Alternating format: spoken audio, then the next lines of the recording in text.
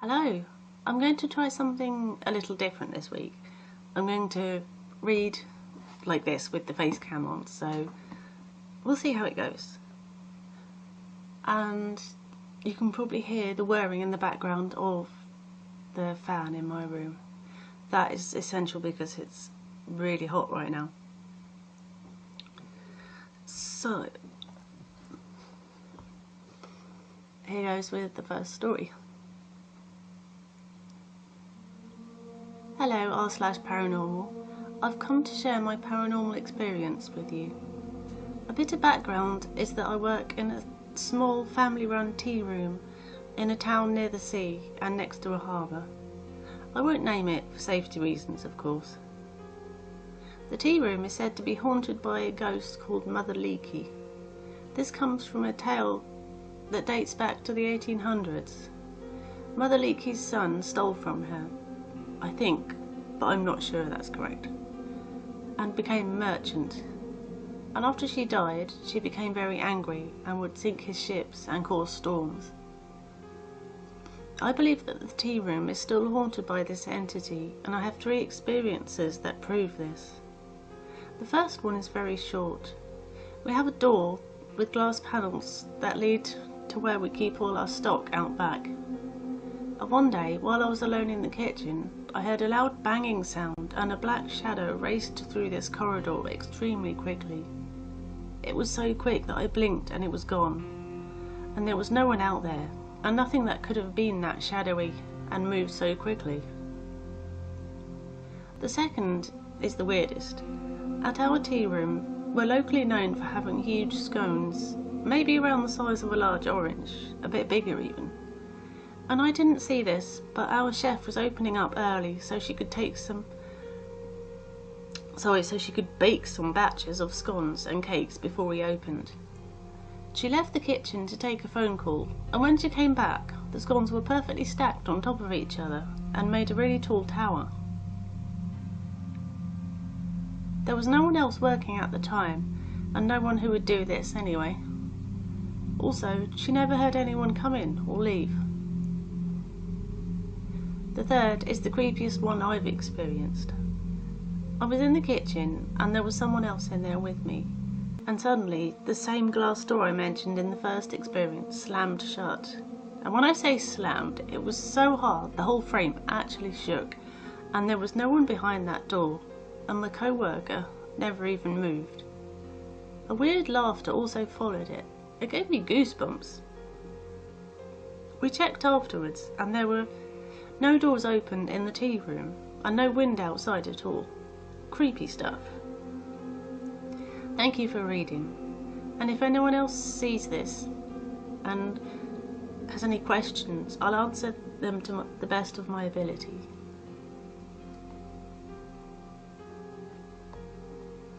That's quite tricky doing it. I'm trying to get it perfect the first time. I guess that wasn't bad. So, here goes with story 2. About 3 weeks ago, I posted about my new workplace being haunted by the victims of a terrible train crash that happened in 1900. I'd link it, but I'm on mobile and don't know how. Anyways, since I initially had my experience of having my hand squeezed, a lot of shit has gone down. I went to bed a few nights after I learned about the crash, and I dreamt that I was on the train. Kinda creepy, but not really paranormal. Then my co-worker brings in a spirit voice box into work. One of those ones that filter through radio frequencies. At first I was hesitant to use it because I thought it was a bunch of mumbo jumbo, and I also didn't want to initiate contact again. But she turns it on and we keep it going all day. After a few minutes of radio silence, we get a rapid fire line of words like help, support, burn and crash. Now the train wreck occurred because it had been raining non-stop for almost 2 weeks, causing the supports on a bridge nearby to weaken and ultimately break under the train's weight. As the train plummeted down, it caught fire. Needless to say, I was uncomfortable, even more so when it spoke again. Young lady, library, courthouse, cut, thumb. Both of us, the only employees in the building, are women in our 20s who work at a bookstore directly across from a courthouse. And lo and behold, I had indeed cut my thumb with a box cutter doing inventory the day before. So, sorry, I lost the line I was reading. It also gave a few names like Daniel and William, but those don't match up with the victim names. However, 12 or so victims have still been left unidentified. So you win some, you lose some. I left work early that day because I was not feeling okay at all. I've had many experiences since, but I haven't noticed. I've been getting scratches. I have noticed I've been getting scratches. Just a single line, not 3, in different parts of my body that I can't or don't normally reach, like in the middle of my back or the backside of my arm.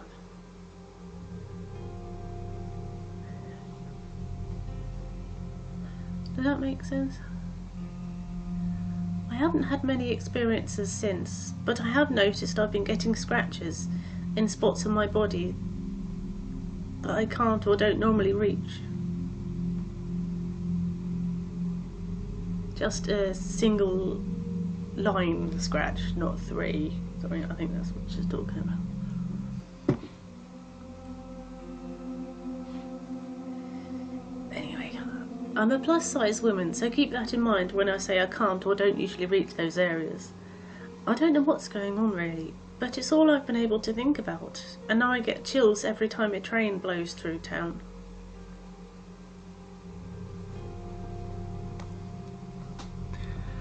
Well,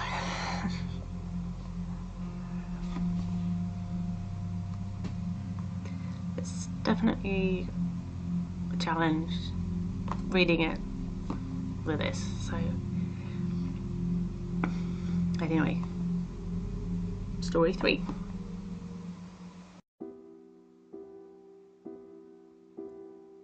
When I was a kid, my sister would bring her friend over. I think her name was Taylor. She lived a few houses down, so she would come over often. Every now and then I would hang out with them. When I did, weird stuff would happen around Taylor all the time. For example, an electronic would turn on or off, or a light, things of that sort. I asked her about it.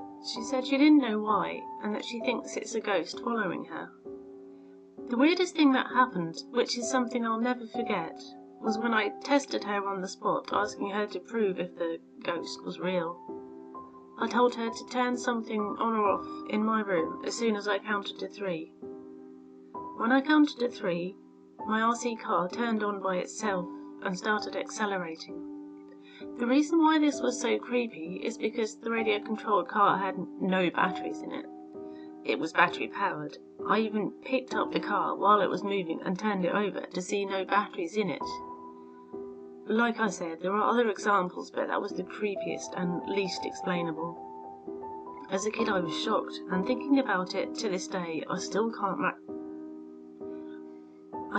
wrap my head around it. Taylor moved a long time ago, and I haven't heard from her since then. I know this sounds like BS, but it's a true story. I wouldn't waste my time writing this if it wasn't. Can someone explain this to me? Is this paranormal?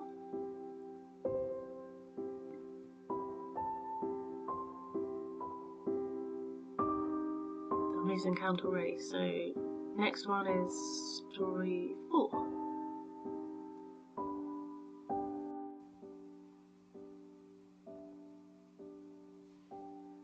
So this is a collection of experiences from one night, only about 10 years ago. I'm 28 now, in one of my old homes. I will number the experiences in order they happened throughout the night, one of which is recollected from my friend's point of view. Typical Friday night. Everyone was out at the local football club near our local hospital getting wasted. Me and my friend, let's call her T, were running late as we decided to chill out at mine for some computer games and food. I cooked us up some gourmet tater tots and fish fingers in the oven. We ate like kings. About 11 o'clock, we arrived at the football club to everyone else being completely wasted. Me and T, being the only sober people, took it upon ourselves to wrangle everyone up and get them home safely. As we're near to A&E as well, we knew we'd be able to get any medical help if required also. Experience 1. I've gone to help one drunken friend, we'll call him W, who seemed to have fallen over in the car park. He always wore hoodies back then, and he was sat on the gravel, hood pulled up over his head. Upon approaching him, as I reached out to his shoulder, I heard someone shout my name. Looking up, it was W, waving at me from the other side of the car park, laughing at me. I looked down again. No one was there.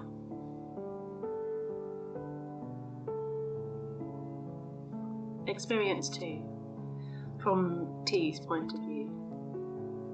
T had gone to collect another drunken friend, her name will be A, who was currently running through the field next to the old Ward 5, coincidentally a mental health ward, being a complete arsehole.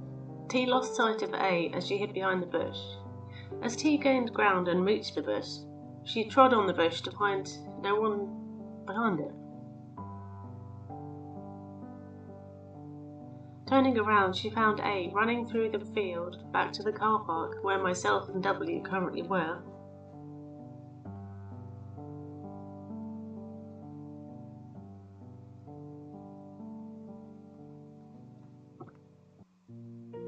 I'll read that last sentence again to make sure it's clear. T lost sight of A as she hid behind the bush. As T gained ground and reached the bush, she trod on the bush to find no one behind it. Turning around, she found A running through the field back to the car park where myself and W currently were. Note, these first two experiences happened almost simultaneously. Experience 3. Whilst doing the 45-minute round trip, walking the drunkards to taxis and to their homes, T and I noted there were a lot of trolleys, pushcarts along the way. This wouldn't be so weird as the walk was near and around a supermarket. What made it weird was the increased number of these trolleys, and that one of the trolleys had a deflated children's balloon tied to its handle. I remember it being blue with a large 3 on it. We kept seeing the same deflated balloon on a trolley. Every 4 or 5 trolleys, the next one had a deflated balloon. Me and T would look at one another without saying anything and walk faster.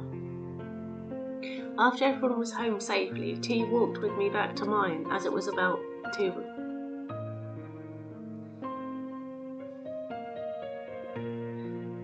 After everyone was home safely, T walked with me back to mine as it was about 2 a.m. We decided it was safe for them to stay at mine. We shared a single bed and we chatted a little before trying to go to sleep.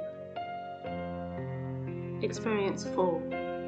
Now, this is where things got really weird for both of us.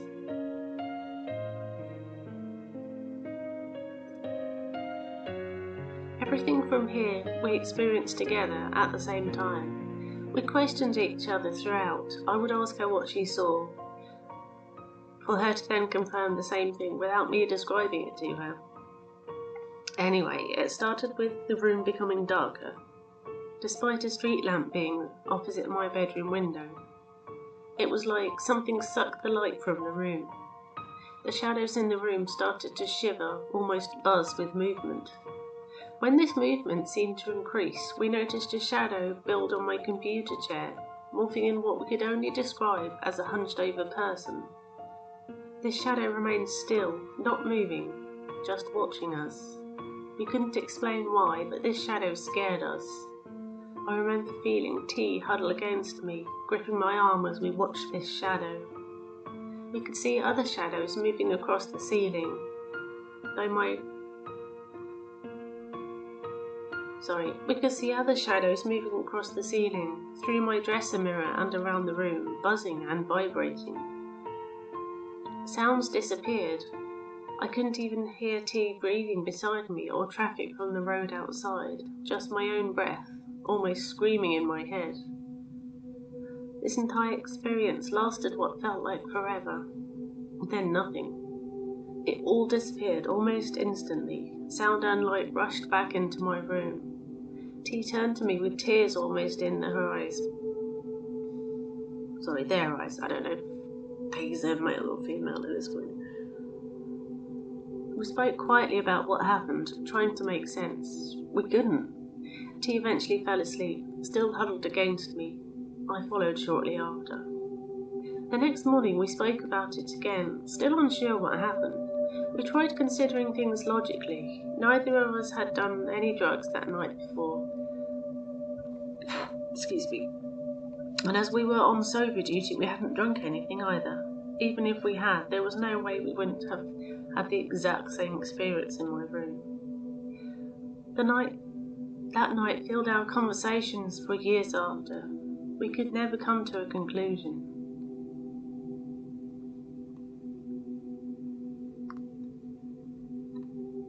Well, there you go. Okay, so I'd like to know story 5. Here goes. Okay, so I'm a nanny for 4 children, and today I had the 1-year-old girl and the 9-year-old girl. We were downstairs playing around on Snapchat. We took a video of the 1-year-old just making baby noise. She can't really talk yet except for Mama and Dada. Then we made it go in slow motion. At first I heard her say, "Me too." So I turned towards the 9-year-old and said, "It sounded like she said me too." Right after I said that, it says very, very clearly, "Don't die." The 9-year-old turned towards me with her eyes really wide and ran upstairs. I got scared and threw my phone, accidentally deleting the video. I grabbed the 1-year-old and went upstairs. This isn't the first time something scary has happened to us in that house. We have heard weird noises like someone running up the stairs and a loud buzz noise that the 2-year-old said was a monster. But this is the scariest experience for me. I just wanted to share with everyone.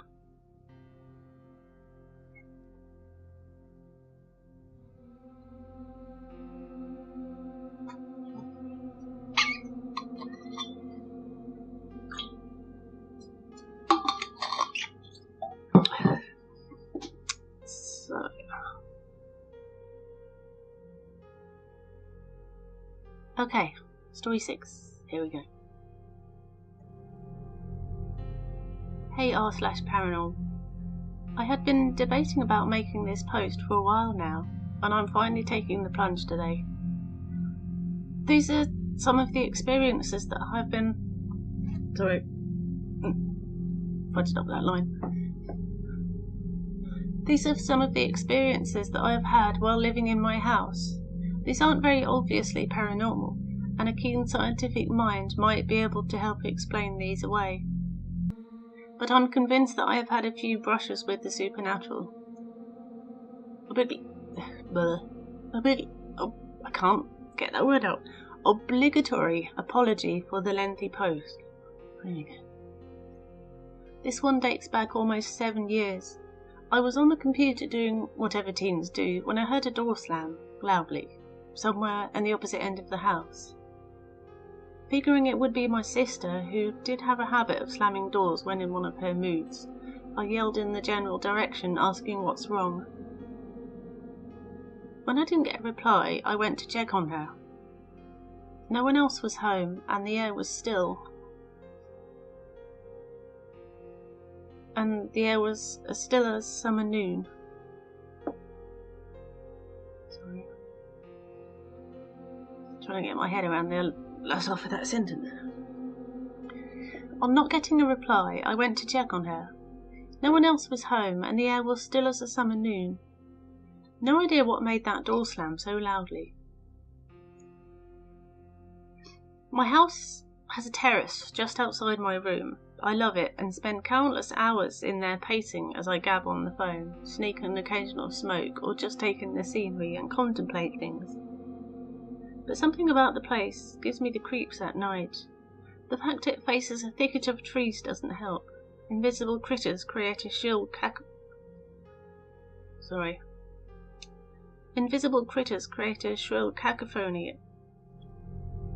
at overhearing me talking to my boyfriend. The place was creepy as usual, except something seemed amiss. It dawned on me that not a single insect or bird was making any noise.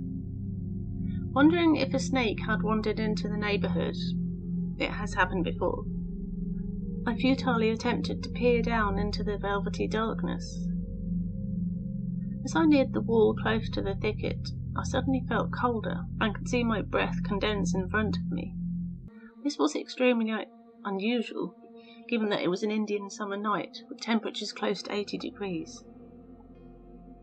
I have read similar stories where someone explained how this happens due to a rapid temperature change or something, I can't recall. Maybe it was one of those cases. But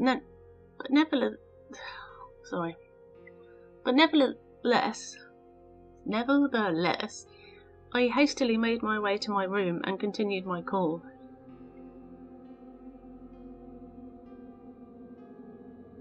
This is my mum's story, who swears it happened. She had been working on an article. She works as a correspondent for a daily, late into the night, when she heard a faint whisper calling her name. Maybe it was an hallucination brought on by overworking herself, or something like that, but she swears it sounded like my dad, who had been dead for almost 16 years at that point. The same night she had a dream where she saw her dead husband cross a vale to somewhere. She almost followed him, but woke up before she could do it. She's convinced she would have died had she followed him. She, being a superstitious person, had a Hindu priest perform a ceremony of sorts, similar to a Christian priest blessing the house, I suppose. Creepy. Moving on. This one is the scariest thing I have ever experienced till date, and is likely to remain so. I'd been having a party at my place, as my mum left the house to my sister and me for the weekend. We naturally proceeded to call our friends over and get drunk. Around 2 in the morning, the music had turned down, and it was just a group of people talking over cigarettes and cheap scotch. Tragedy struck. We ran out of smokes. 4 of us left the place to buy a fresh pack or 2. Yes, drunk driving was involved. We bought our smokes and were nearing my place. Now, before you see the entrance to my house, you make a turn and there's maybe 50 metres of open road. This is important to the story. There's another entrance from the main street as well, which we weren't taking this time. I was in the back seat, blabbing, being happily drunk, while one of our soberish friends drove. As we made the turn, he stepped on the brakes and swore loudly, snapping us out of our haze. All of us saw it. A woman, almost 7 feet tall, was menacingly making her way down the road in the opposite direction, towards the main street. She was draped in the traditional Indian garb, and from what we could see of her skin, it seemed like it was made of porcelain. Her skin had this weird sheen to it. Her arms swung wildly, and she covered the distance in rapid strides and made the other turn, which would have led her onto the main street. The driver gingerly stepped on the gas and made it to the main street to see deserted streets and footpaths.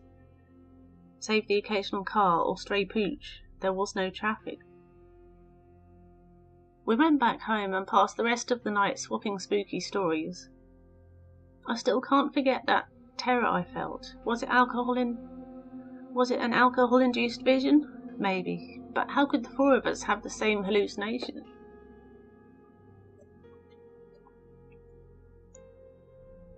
This is the last experience that I'll share with you all before concluding. My grandfather came to live with us as he neared the end of his life. We didn't want to put him in a hospice, and instead wanted him to have all the comforts of our home and be surrounded by his loved ones.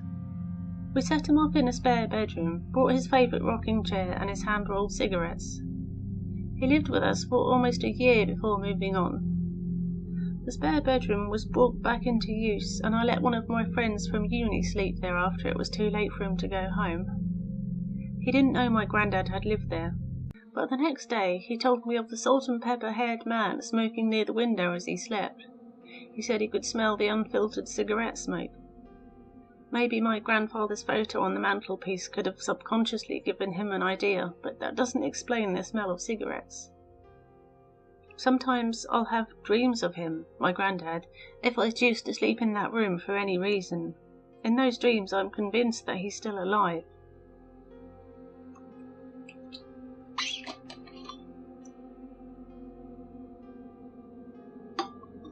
I have more stories of this house. I still live here when I'm not living in my dorm. Somehow we've gotten used to these, and the frequency has decreased over time. I don't know what to believe. I'll post a few more of my experiences as and when I have the time.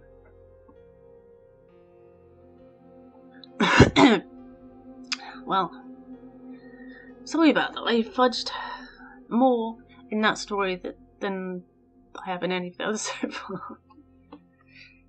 That's not good. Story 7. When I was about 14, I would sleep in my room with my mum. I had a double bed, and the reason my mum slept with me was because my younger brother couldn't sleep alone at the time, so he slept with my dad. In our house there was my grandparents, my brother, dad, mum, me, and our pet dog Annie. So one night, my mum and I were asleep in the room, while Annie slept at the foot of our bed. I woke up to hear Annie growling. I remember turning my head to tell her to be quiet, and at the foot of my bed I saw a figure wearing what seemed to be a black rain trench coat. Things I remember my body temperature turning ice cold. I felt disorientated, and I felt helpless. I felt like something bad was going to happen to us. I remember screaming for my mum, and it turns out she could also see what I was seeing. So we're both screaming each other's names because we're terrified. I remember this feeling like it was hours passing. Then Annie wasn't barking, but her bark was a sharp screech.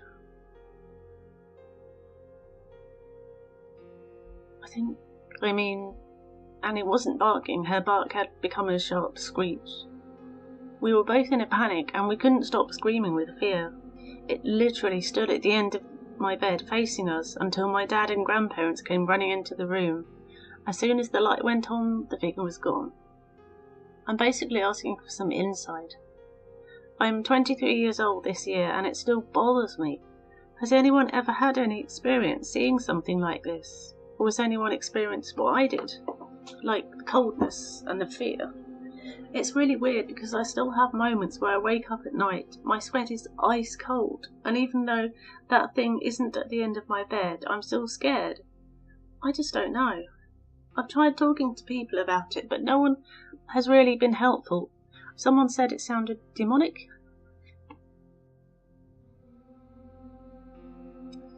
So, story 8. There are these woods I go to with my living partner. With this one part, I always feel great tension. Almost every time we pass that part of the woods, something strange happens. One time I heard demonic-like voices, and part of it was whispered directly into my ear. Right after that, my significant other immediately said, "Let's get out of here," and he isn't the type to get scared. Other times, we felt like we were being watched or followed near that location. A few hours ago, we saw a really big white thing. I didn't see it, but when I walked to the centre of the activity, I got heart palpitations. I moved a few feet away and it stopped.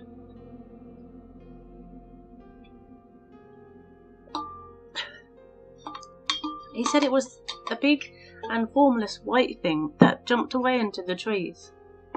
I didn't see anything move, but if anything had jumped into the bushes, it would have been audible, and twigs would have moved. The whole way home, he had a look on his face, like he was trying to manage what he saw. I really wonder if there's a portal there, or maybe it's just a hot spot of activity. Either way, there's something strange about this spot in these woods, and it part proves to me that there's much more to this world than we can see. So here's some background. I'm a 37-year-old female, and he's male. We are urban explorers and hikers.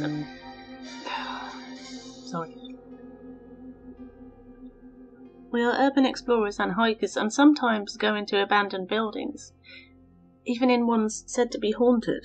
We never felt or saw anything, not even in abandoned psych wards. These woods are where we go hiking.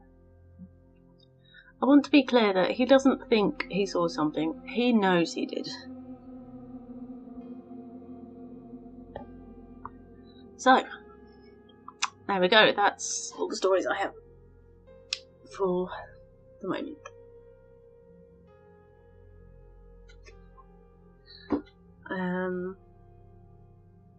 It might be subtly obvious or blatantly obvious. I have filmed these stories on different days, so I want to apologise that it's taken me so long to get this video out.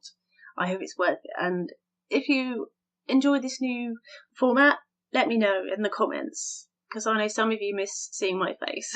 So I thought this was an interesting way to bring that back, but of course on the story side I think it makes it harder to edit out the mistakes while I'm reading, so it's sort of it has positives and negatives. So let me know what you think, and if you haven't already, please subscribe and like the video if you liked it, and I'll see you next time.